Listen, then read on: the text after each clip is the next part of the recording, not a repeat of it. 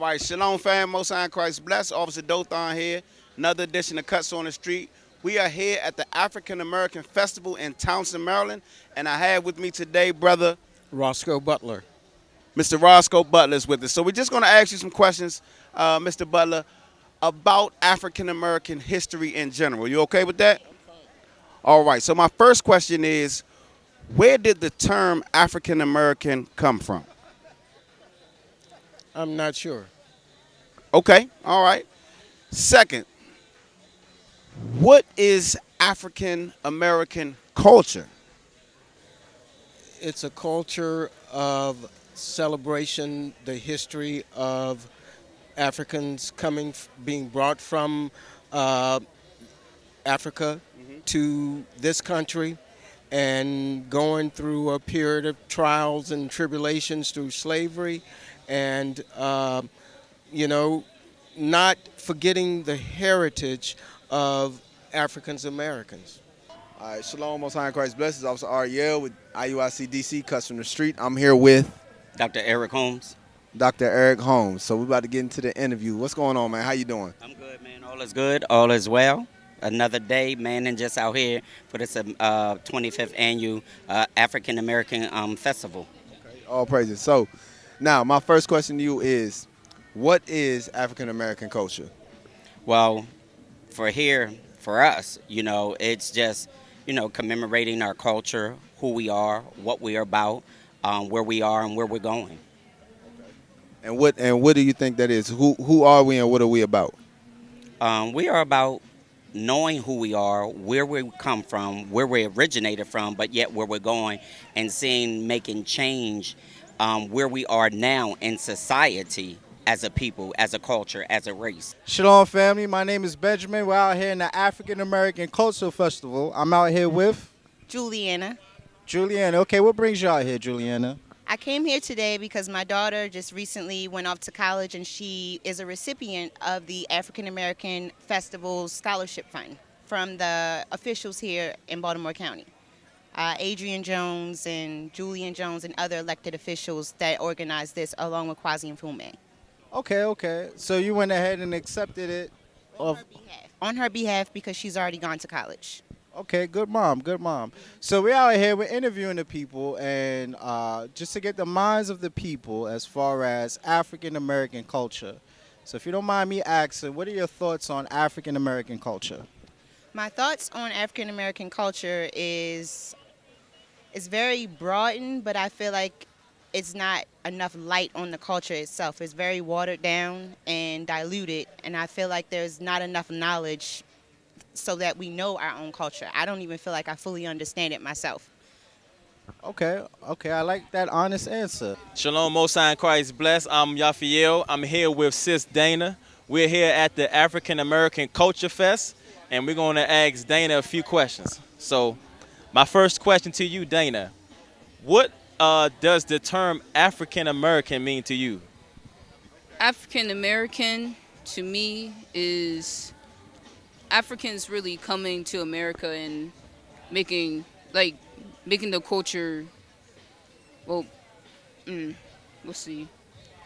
the area where they are in, but also having the culture still with them from their motherland, and just making it do with it. Shalom, Most High in Christ bless. IUIC DC, Cuts from the Streets. We're here today in Towson, Maryland, at the African American Festival. And with me today I have Tamala Regan. I have Sis Tamala Regan. Okay, so sis, what brings you out today?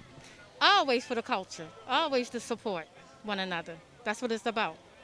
Okay, so let's get right into the first question. This is the African American Culture Festival. So, what is African American culture? African American culture is everything that you see here today, standing with me, the film crew, as well as myself and my outfit, and all of the African American individuals that's here that's representing one another as one. All right, now, question, because you mentioned the word heritage. Do you think as African Americans here in America, should we embrace American culture or should we seek to reestablish our own? Well, being that you were born and raised in America, you have to, you can't abandon the American culture, but that should not be primary. You should come to want to know your culture as an African American and the history of African Americans. African Americans and America today, should we adapt to their culture today, or should they respect ours, or should there be separation involved? I believe that it should be some sort of middle ground. I feel like they should accept ours, but we should not adapt to theirs. And the way they accept ours is by embracing it more and properly educating our children in our communities without trying to dilute it or sugarcoat it or put it in their own way they want it to come across to us. Should African Americans, should we embrace American culture, or should we separate that thing and should we embrace our own culture? We should embrace more of our own culture. American culture itself, I don't see any real culture if Africans didn't migrate to it. So American culture really is all the different cultures.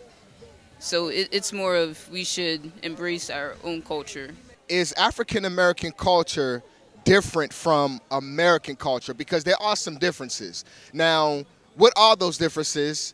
And if there aren't any differences, are they kind of the same? There are a lot of differences because the word itself, African, speaks for itself. Okay, and then you said American. American is individuals for different other nations and different cultures, but we as African Americans, we have a lot to offer and to stand by and to bring one together as one unit and to represent all that we do, homemade jewelry, all this that you see here all up and down Bardsley Avenue here, everyone made, homemade, and they also speak from their culture, their heritage, actually where we came from. So that's why it's housed here in Bardsley Avenue in Towson. We are labeled as African American. I think undoubtedly we do know that we originated from Africa. Do you know where in Africa, or what country in Africa that you originated from? I'm not quite sure because I thought it was we were captured from various tribes and brought to a certain location where they disembarked and brought us over to America, but I don't know the exact location of that disembarkment. We're from Africa, right? Where in Africa are we from? Do you know that? Now, I don't know the exact origination. You know, I know our people are from there, but I know the exact origination. So we have some kind of tie, but we can't really pinpoint exactly what country we're from. I'm glad you mentioned the motherland, which brings me to my next question. Africa, the continent, actually has, I believe, over 50 countries. That's actually specific countries in the continent of Africa. Which country or countries do African Americans particularly come from? Do you know? Nigeria, not Madagascar, mostly on the western side. Congo, South Africa. I do know that. What's that place? Bay? No. It's something for Bay. I forgot. Cape Cod. Cape Cod. Forgive me. Not Cape Cod. Cape Town, I think. Also, not Morocco. Why were we labeled as so many other things prior to being African Americans? Why do you think that our identity keeps changing here in this land? Mainly because initially the Caucasians did not want us to associate with our heritage. So they kept giving us these names to disassociate us from realizing who we really are. And that's a way of enslaving us, our minds. Because if you enslave a person's mind and not allow them to freely think and realize who they are, you know, when you talk about freedom, that's a sense of freedom. Once you become, you're able to recognize who you are, no matter what oppressions that a person can put on you, they can't take that away from you. And that frees you from who they think you are, because then you become the realization of who you really are. African American culture. We go from African Americans, Afro Americans to Negroes, black, colored. Why is it that uh, just that group alone, they get their names changed every so often? I feel like it's bigger than us and it's an agenda that is beyond our understanding. I feel like it's a way for them to control the narrative and our thought process about our people, and that way they can control us as a community. And that's my honest opinion about that. Our name, if you notice, right now we are being called African Americans, correct? But if you go into the past, we've been called different names. We've been called Afro American, we've been called colored, Negro, blacks. Why do you think that every so often our name is being changed? I think it's more because of the records. Nowadays, people are actually, like, more historians are looking more into where slaves came from, not just Africa. People came from Jamaica, Dominican Republic. I know they're not African, but they were still slaves.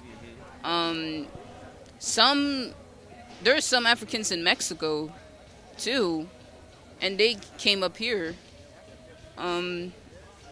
So I think it's more just they're now looking into that we're just not all from Africa. We're from multiple places, and we have different heritage.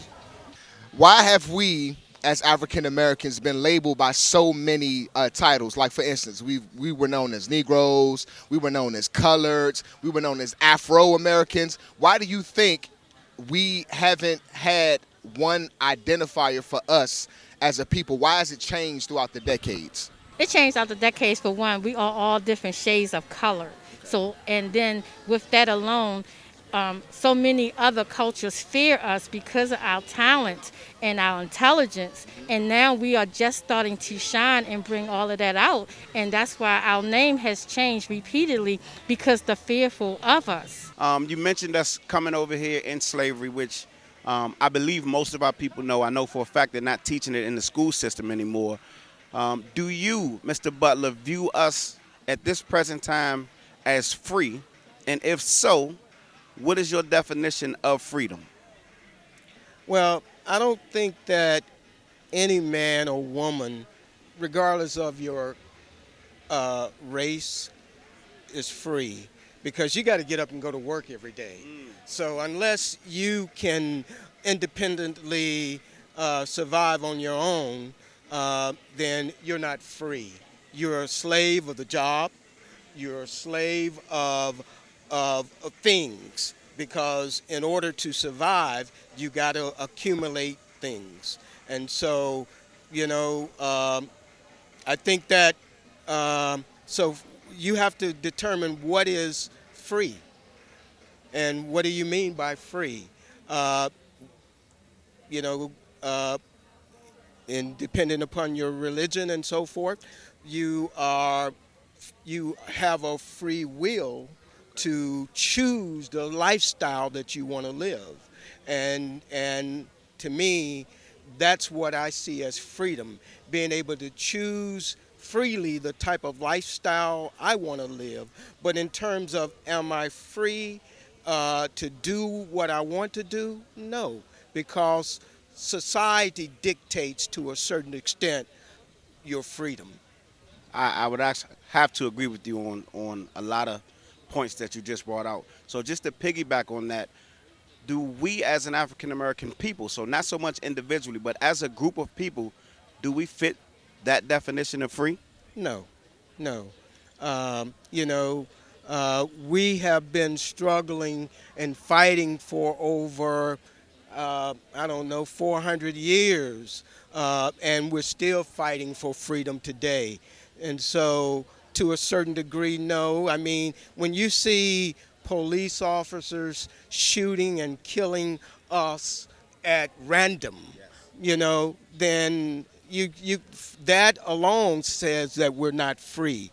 Because if we were free, we would be able to enjoy the same sense of freedom that our Caucasians and other race does. Shalom, Israel. This is Bishop Nathaniel. I want you to know that you can view all our Sabbath classes live on IUIC TV. That's right, I said on IUIC TV. Download the app today. Shalom. What is your definition of freedom? Freedom is being able to do whatever you want to do and not being held down or in some type of bondage. Okay, now, do you think by that definition, does that fit us in America today? To a point, we're striving more, but there's a sense of there's still some type of bondage that they try to hold us to. Give me an example. They say this is the land of the free.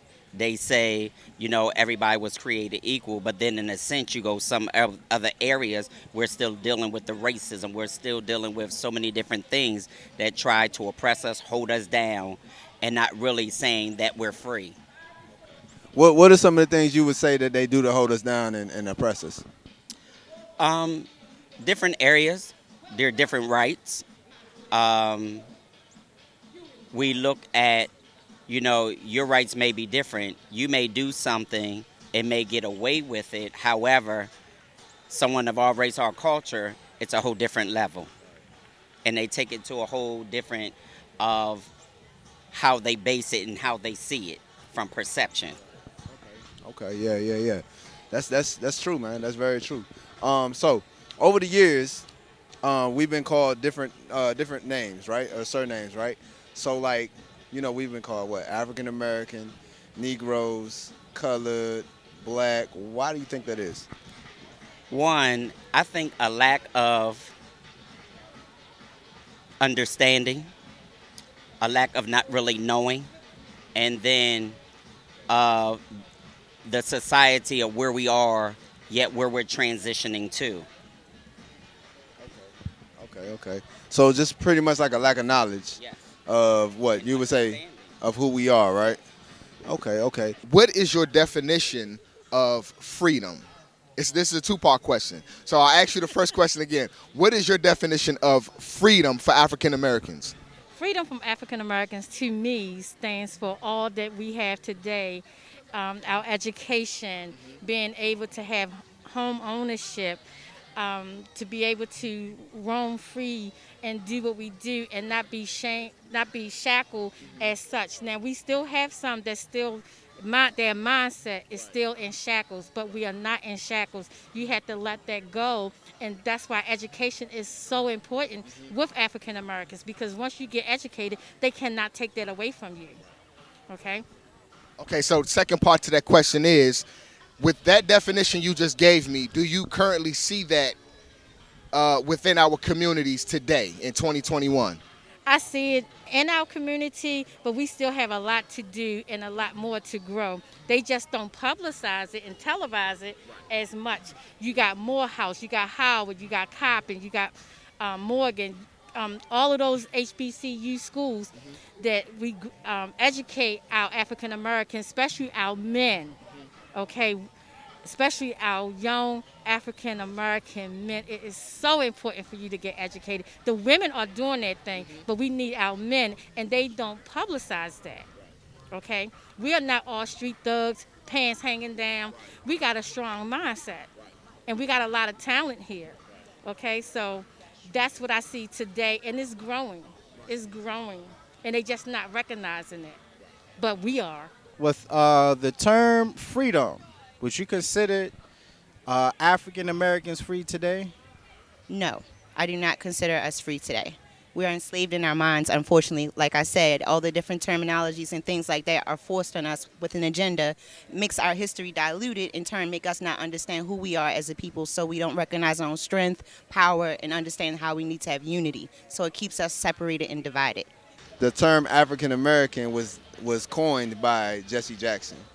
It took steam in late 1988. That's when it actually became, because before that, like I said, my great-grandmother and my grandmother weren't called African American. You understand? They were called something else. Right, exactly.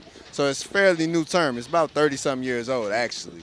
You know what I mean? So it's actually a term that was created by Jesse Jackson. So that's the term. But we're gonna bring in the scripture real quick, and I'm gonna touch on some of the topics I asked you, right? So remember I asked you, what is our culture, right? Or why is our names changed, right?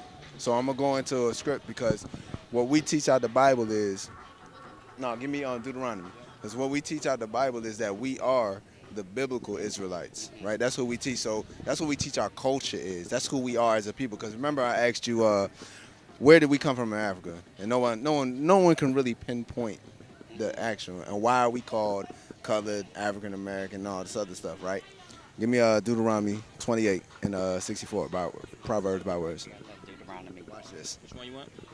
By words. The book of Deuteronomy, chapter 28, verse 37.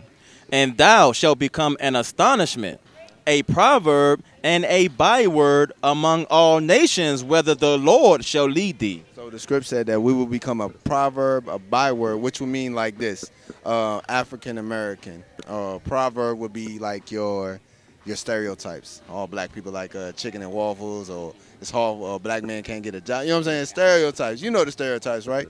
So that's saying that is a curse put on us by God because we didn't listen to him. Okay, so everywhere we go throughout the world, that's why we don't know why they called us African American, why they called us Negro, why they call us colored, black, Afro. Every 10 years, our Jones changed to something else, right? Can you agree with that? Yeah, it does. Okay, so what I want to do, Mr. Butler, is just bring the Bible in. As we told you, we're a Bible-based group, so we like to get a biblical perspective on a lot of these things. What you have for me first? This is Baruch chapter 3, verse 8. Behold, we are yet this day in our captivity, where thou hast scattered us, for a reproach and a curse, and to be subject to payments, according to all the iniquities of our fathers which departed from the Lord our God. So, Mr. Butler, this actually lines up with exactly what you said. We are still, yet in this day, in our captivity. You said yourself, you're not free. You're still pretty much a slave to your job, slave to material things that you need. If you can, in fact, provide these things on your own, then you are, in fact, still in a form of slavery. That came out of your mouth. That matches up with what the Bible said. You know what I mean? So we are still subject to payments, meaning we pay taxes. On the plantation, the slave owner provided us with food, shelter, and clothing. Now, he still owns the job. You go to work for him, he gives you a paycheck, but you turn around and do what? Give it right back to him for what? Food, shelter, place to live. So I'm glad that you brought that point up. So that aligns exactly with what the Bible said. What else you have for me? The book of Isaiah, chapter 65, and verse 15. And ye shall leave your name for a curse unto my chosen, for the Lord God shall slay thee and call his servants by other names. So when you read the Bible was written to the Israelites. So the correct term of you being an African American, you would come from the tribe of Judah. Christ also himself came from the tribe of Judah. And it was written, prophesied that we would not know our nationality, our identity, our heritage, because we broke God's laws, statutes, and commandments. Real quick, if you could give me Jeremiah 17 and 4. The book of Jeremiah, chapter 17, and verse 4. And thou, even thyself, shall discontinue from thine heritage that I gave thee. And I will cause thee to serve thine enemies in the land which thou knowest not. So, again, the Bible is redundant. It repeats itself over and over. So being that we broke the law, statutes, and commandments, we would serve our enemies, and we also be discontinued from our heritage. This is Deuteronomy chapter 28, verse 37. And thou shalt become an astonishment, a proverb, and a byword among all nations, whether the Lord shall lead thee. So a lot of people haven't read that part of the Bible. This is one of the curses that was put on us by the Most High God. The children of Israel specifically would be called bywords. So a byword is any term that goes outside of your God-given name. So that answers the question as to why we've been labeled as colored, as Negro, as Afro-American, which is a hairstyle. Now African-American, which was actually was coined in 1988 by Jesse Jackson. Prior to that, we were colored. In 1988, Jesse Jackson made a push for that thing to become, prominent with our culture. So we are now called African American. That's where that term came from. All right, and we have one more for you. This is the book of Ecclesiasticus, chapter 17, verse 11. Besides this, he gave them knowledge and the law of life for an heritage. So this is saying that our heritage comes out of the Bible. When we came over here to America, a lot of the things that we celebrate now were given to us by our slave masters. For instance, we celebrate things like 4th of July. I'm going to ask you, where were our people in 1776? 1776, slavery ended and we were still slaves. We were still slaves, but guess what? When 4th of July comes around, we buy fireworks. We have a cooker. What are we celebrating? That's not our heritage. So the Bible is telling us that our heritage is found in this Bible. This Bible contains all of our high holy days, which we should be celebrating. So thank you, Mr. Butler. I just wanted to share some of those verses and scriptures with you out of the Bible. It was a great interview. Again, another edition of Cuts on the Street. Shalom. Most High in Christ bless. We used to scream black power while heroin was pushed. But at the end of the day, nothing's in vain. IUIC has been given a vision. The tents of Judah has risen. Many has attempted the mission. Minor murmuring, omitting, and missing the mark. Just reading that he had the flame of fire in his eyes gave us the spark. We on Paul's mission. We out on the road, purple and gold. From Mexico, Cuba, Haiti, Ghana, Sierra Leone. 144,000 boots banging, concrete crackling. These are our men repented at heart. The scriptures is proof. IUIC, we deliver the truth.